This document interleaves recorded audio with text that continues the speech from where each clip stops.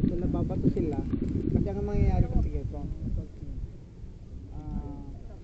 Sino ba naman nakakatunan ng mga student sa mga military?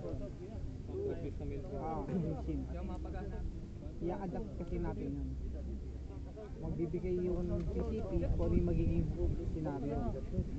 Kung ano yung ibibigay na specific na scenario lang yung gagawin natin. May nagbabakbakan yung si A at si B.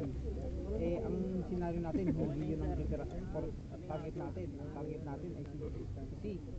Si A, si B, naglalaban sila. Hindi tayo sa target.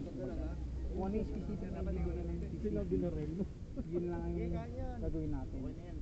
Baling objective natin. Kung ano yung objective na ibibigay, tapos may oras na pwede tayo kasing pwedeng tayo i-ambush basta babatuan tayo, prepare kayo Delta i-ambush nyo, ganun basta manggagaling lahat yung scenario sa bato sa amin, tapos nire-relam namin sa inyo, kaya pili kayo na magiging team leader, siya naman yung mag-a-assign para i-order sa mga ward member. Kala kasi siyempre pag nag-attend dapat mga pinigil, natin na look sa speed.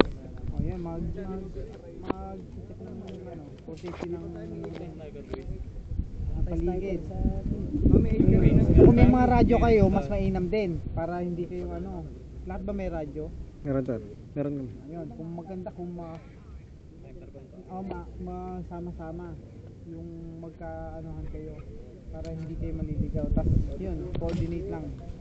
Kung ibabato nun ng PCP sa amin, ibabato namin sa inyo. So yung movement sa inyo, kayo yung gagalaw. Kami, support din kami sa inyo.